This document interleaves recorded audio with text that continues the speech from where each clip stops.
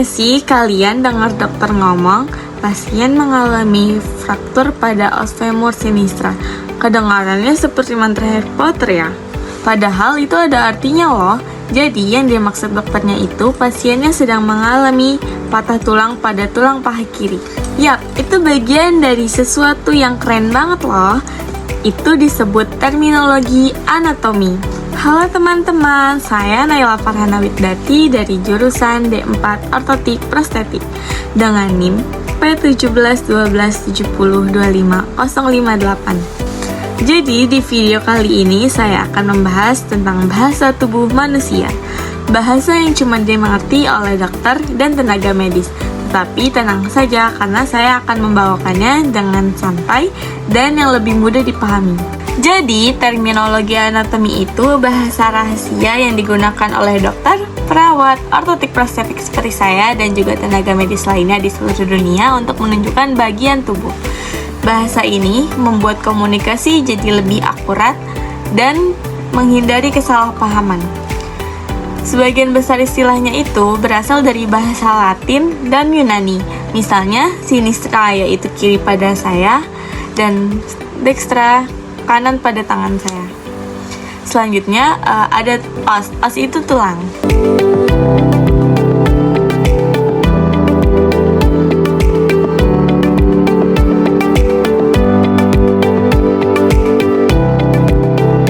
Oke, selanjutnya kita akan membahas tentang anatomical plane. Jadi, kalian bisa lihat kan di video itu namanya sagittal plane. Apa sih sagittal plane itu? Jadi, sagittal plane itu adalah bidang yang membagi tubuh menjadi bagian kiri dan kanan. Nah, kalau garis yang tepat di tengah itu namanya mid sagittal plane. Bagian yang mendekati garis tengah itu namanya medial, sedangkan yang menjauhi itu disebutnya lateral. Jadi kalau misalnya hidung itu posisinya medial, tapi telinga itu lateral, gampang kan?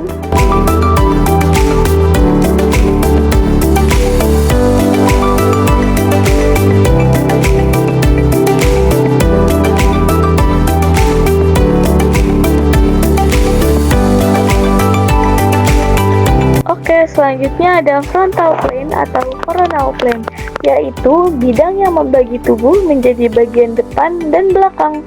Nah, bagian depan itu disebut anterior atau ventral, sementara yang bagian belakang itu disebut posterior atau dorsal.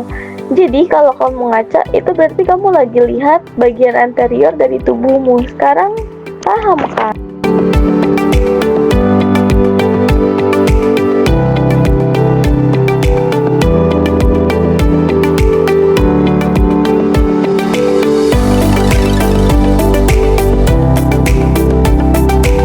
Selanjutnya yang terakhir itu ada transverse plane.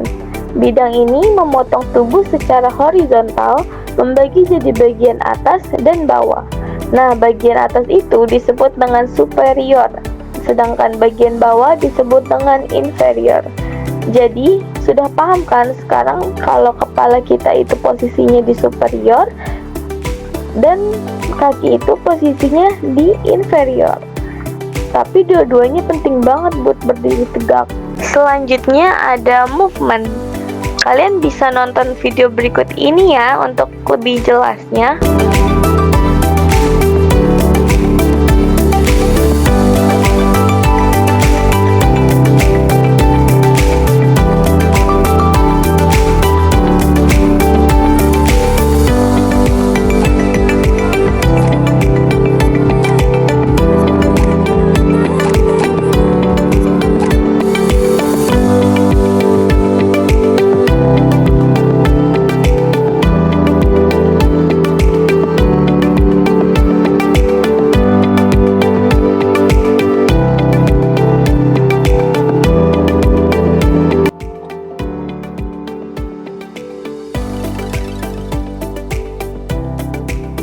Jadi gitu ya teman-teman, sekarang kita sudah tahu dong kalau ternyata tubuh kita itu punya bahasa tubuhnya sendiri. Yang barusan kita bahas yaitu terminologi anatomi. Dengan bahasa ini, seluruh dokter di seluruh dunia dan tenaga medis di seluruh dunia bisa mengerti satu sama lain tanpa terjadi salah paham. Dan walaupun beda negara dan bahasa, mereka akan tetap bisa saling berkomunikasi.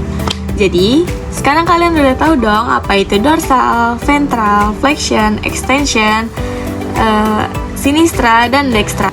Ternyata bahasa tubuh ini bukan penting untuk dokter dan tenaga medis loh.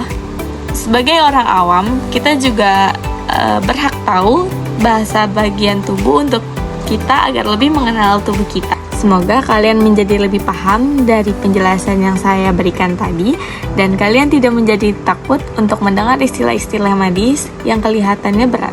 Terima kasih sudah menonton videonya sampai yang akhir. Sampai jumpa.